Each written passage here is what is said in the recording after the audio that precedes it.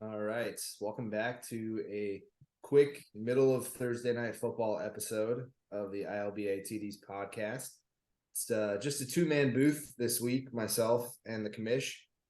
Hello, hello. Cam focused on his playoff push, and it's just us who are relegated to fighting for the fifth place bracket that are here with you this evening.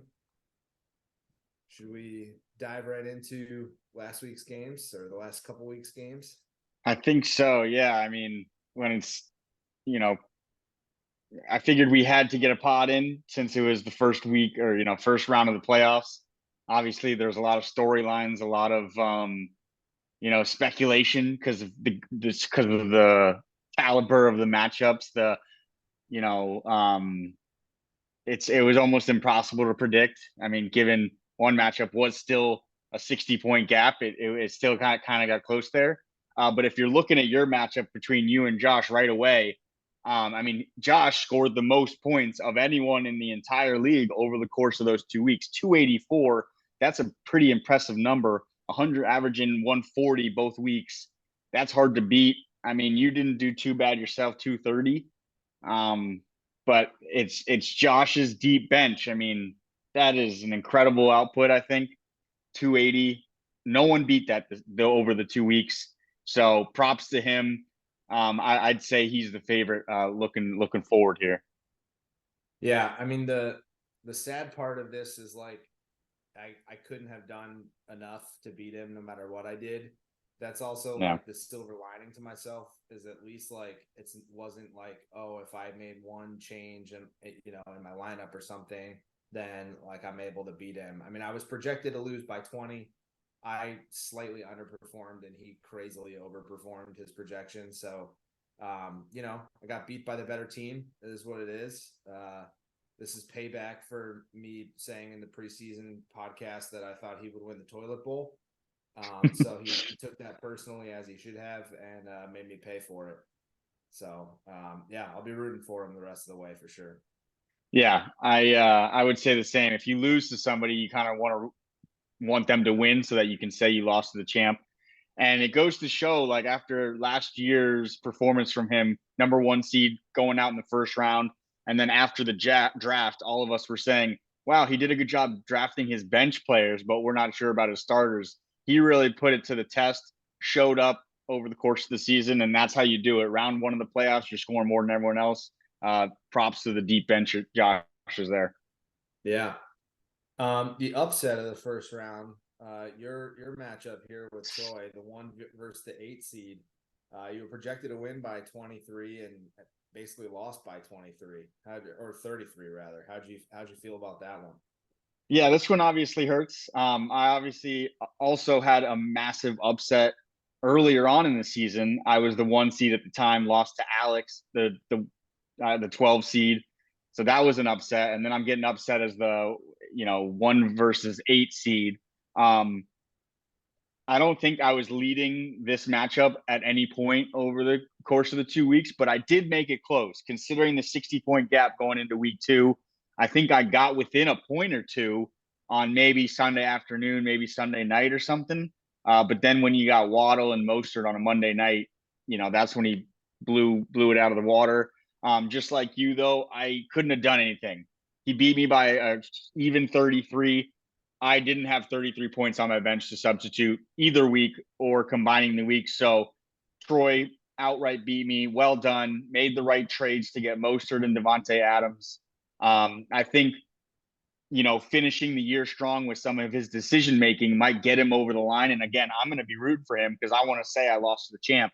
But all season and over the course of his history, it's been bad luck and maybe some decisions that didn't go his way. And now it looks like he's making those decisions, including tonight. Right now, he picked up the defense and they're up 35-0 on a poor Chargers effort here.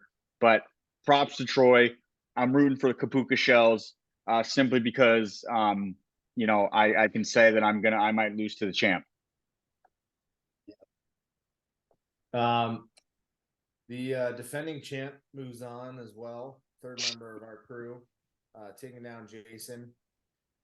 We talked about how scary Jason's team was and how he was kind of built to peak come playoff time, and just didn't have enough, against a really good Cam team. This was projected to be basically a dead heat preseason or pre-matchup here, and neither team lived up to their expected point total, but Cam got closer in what was a narrow matchup.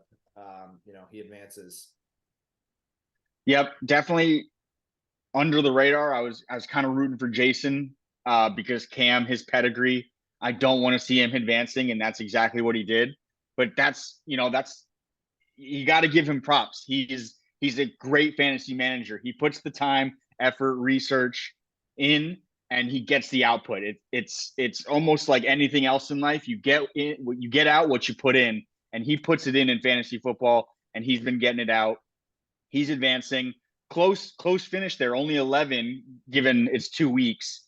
And Jason has a strong team with a lot of those guys that were out in the beginning of the season, but you expected them to, really finish strong at the end of the season. But having Jonathan Taylor out the past few weeks, Alvin Kamara not looking the same, some of his heavy hitters just not there. Cam staying strong, even without Derrick Henry. He's doing it with different guys. It's not Derrick Henry, but it's CeeDee Lamb. I mean, it's Jordan Love, it's Breece Hall, it's some of these guys that might be up and coming, not necessarily have the pedigree in the past, but maybe towards the future that are going to be these number one guys in fantasy. Props to Cam there. I'm scared of him simply because of his postseason pedigree. Yeah.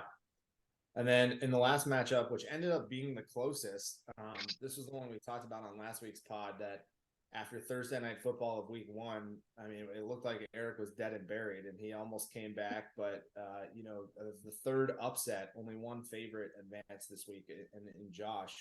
The third upset, Team Trevor, the hottest team in the league, just continues to find a way and dances his way into the semis here.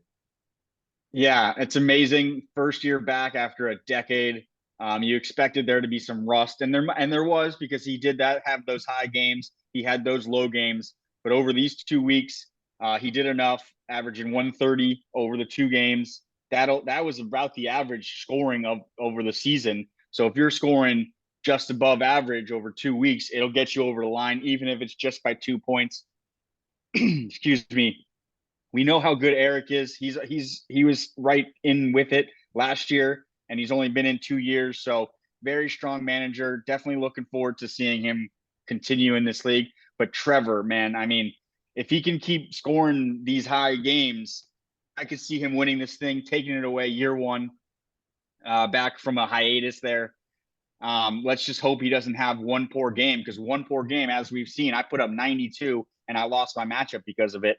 If he puts anything less than 100, 110, that could do a match. That could get you out of the playoffs. So he's got to keep scoring those high games, and it'd be interesting to see if he can pull it off coming back after that, 10 years of not really even following football. And here we are, and he's even said it himself. He doesn't really watch as many games as probably the rest of us do, but he knew how to draft.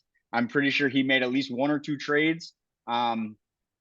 So well done, Trevor. You get all the props in the world. You beat a very good manager, and you're advancing here into the next round. He dropped Aaron Jones, who he has subsequently picked up for a bag of cash. He ended up winning by 1.7, and what he picked up when he dropped Aaron Jones was Matt Breida, who added 1.6. So without that change, he would have won by 0.1. Wow, which is just kind of on the margin here.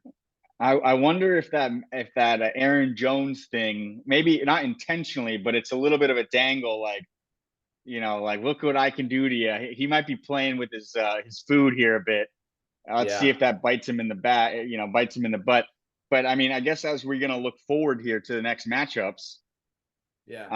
Well, I was just gonna say quickly on the toilet bowl, the turtlet bowl.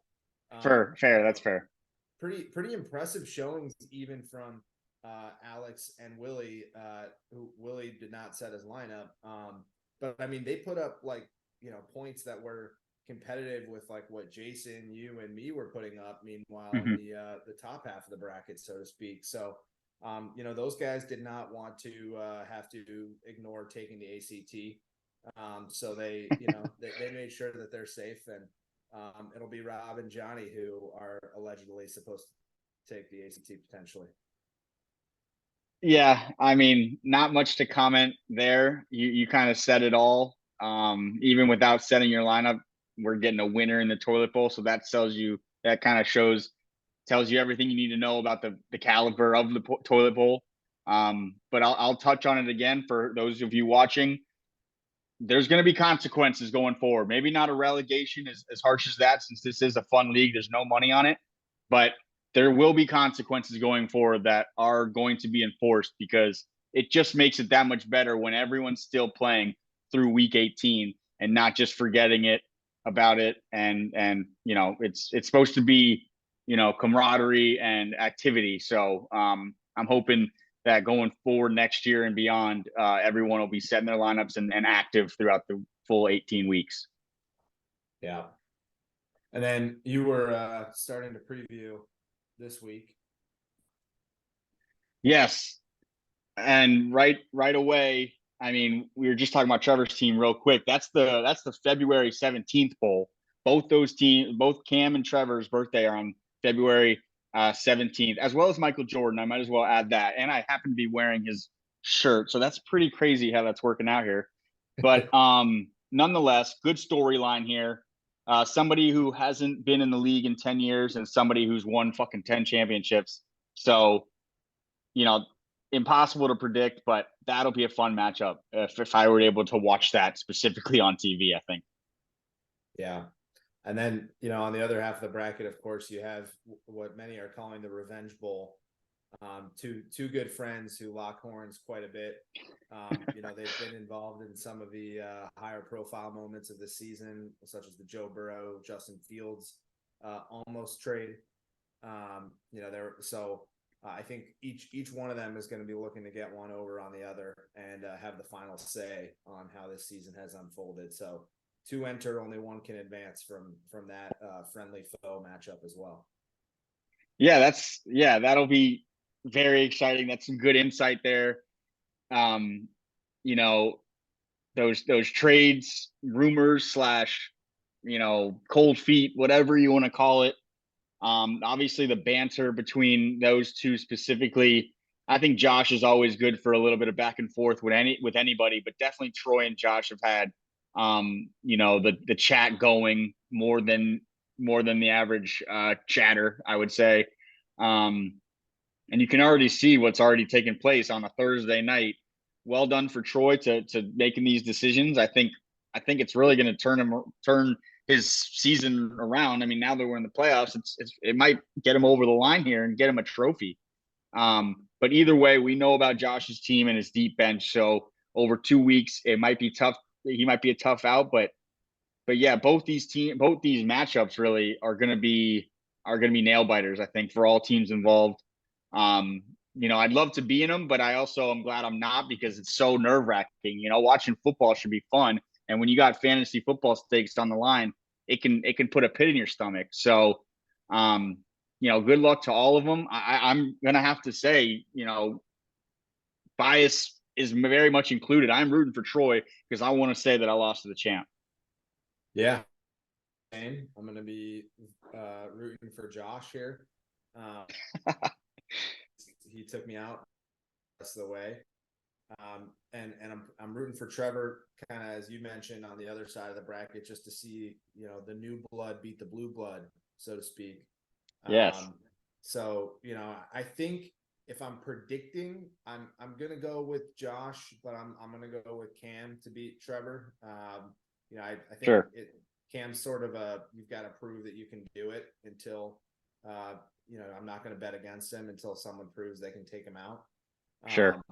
But I'll be rooting against him. It's like rooting for Darth Vader if you're rooting for Cam. You got to root against him. I totally agree. I would definitely say Josh is the favorite between these 4 teams to win it all, but definitely in his own matchup. And same thing with Cam. I'd say he's the favorite, just the pedigree there. If I were to, we tend to have at least one shiner shade. So the high score over the 2 weeks, obviously this past matchup was 284. shine or shade, someone gets over that 284 mark? Does somebody get, 140 on each week? It doesn't have to be that way, but do you think someone could add up to 280 or more over these 2 weeks? I'm gonna shade it because this is when you start to get to the part of the season when like the good teams are starting to take their foot off the gas a little bit, or like maybe some guys rest, or as we're seeing tonight for the Chargers, sometimes teams just don't even show up. Mm-hmm. So I think like having really good performances up and down your roster 2 weeks in a row just gets harder at this stage. So I'll shade it. I mean, it was kind of a perfect storm. I had a firsthand, first row view of it from my perspective against Josh, and like everyone in his lineup was firing on all cylinders back to back weeks. I don't think that'll happen again. Yeah, I would have to agree with you on the shade. If anyone's going to shine it, it would be Trevor, because we know he can have those high games, and he's got Yeah. a lot of heavy hitters, important players for their teams, respectively. So if anyone could score over 280, I would say it could be Trevor, even though Josh just did it. I'm not sure he's going to be able to do it again. But we've talked about his deep bench all season, and that's why he's the favorite. I'll shine it just for the fun of it. I like to see high scoring games. And I'd say Trevor and Josh are the two most likely to put up 280 or more. But nonetheless, we got an exciting finish here. I love the storylines. This is the best part of fantasy football, even when you're not in it. Here at the end, I'm sure more than half the league is going to be keeping their eye on these matchups and not just watching football. So exciting finish here, and I'm looking forward to the rest of this season for sure. The rest of this game is basically done with, but the rest of the season is very much up in the air, and it's going to be a great finish. Props to everyone who's still in it, and props to the eventual champ, because they put the work in. These four teams have definitely been through the ups and downs of the season, and here we are. This is what it all comes down to.